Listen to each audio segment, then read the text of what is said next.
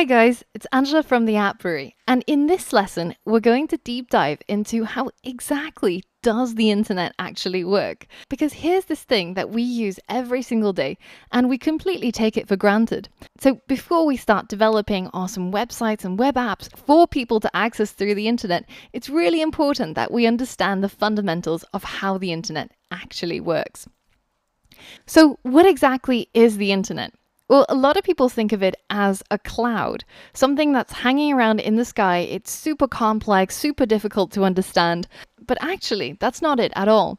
The internet is really simple. All it is just a long piece of wire. And the wire connects different computers to each other.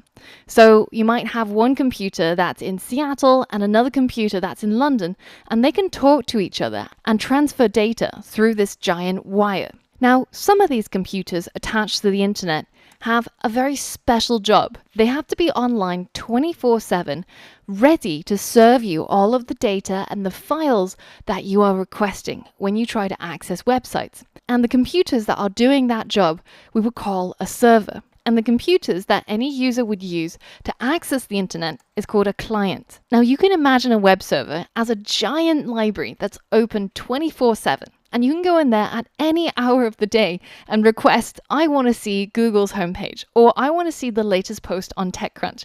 And it would be able to serve you with all of the files and data that you would need to be able to view whatever website it is that you requested. Now, you can imagine if there's a library that's big enough to house all of these websites, then it's going to be pretty difficult to quickly locate the thing that you want out of this giant library, right? So how is this problem solved on the internet? Well, let's say that you're sitting at home on your computer and you type in google.com because you want to head over to the main Google homepage. What happens behind the scenes is that your browser will send a message to your internet service provider. So these are the people who you pay to be able to access the internet. And if you're in the US, that's a company like AT&T or Comcast. And if you're in the UK, then that would be something like BT or TalkTalk. Now, the message that you're sending the ISP is, I want to see google.com. And the ISP will then relay that message to something called a DNS server, a domain name system server. And a DNS server is essentially just a souped up phone book.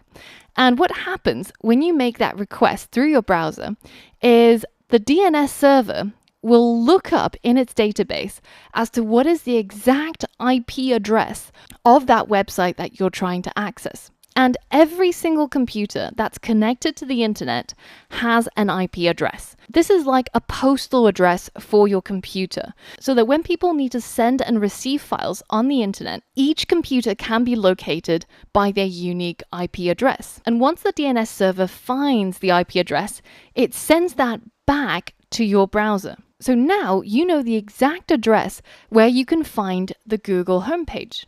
So the next thing that happens is you will send a direct request to that address through your internet service provider. And this message will be delivered via what's called the internet backbone. Now, the internet backbone isn't some sort of analogy for some clever programming. It's literally the backbone of the internet.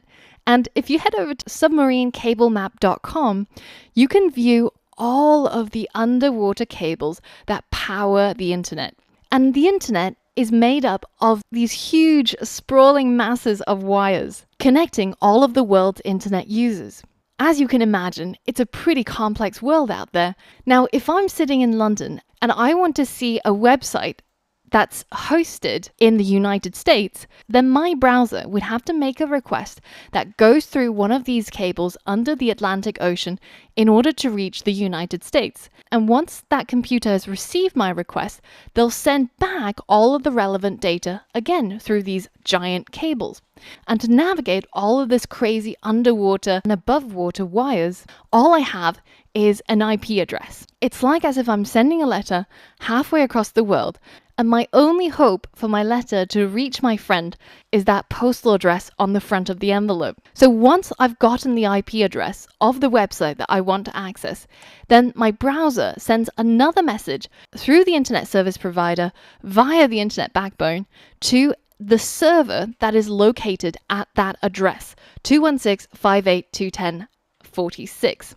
And the computer that's located at that address is, of course, the Google server. And on this server, there's all of the files that I would need in order to be able to view the Google homepage.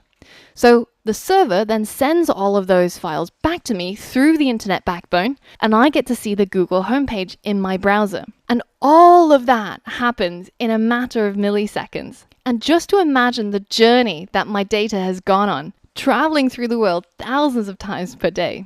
So why don't you give it a go? Open up your browser and type in 216.58.210.46 and hit enter to see the Google homepage being served up to you through the internet.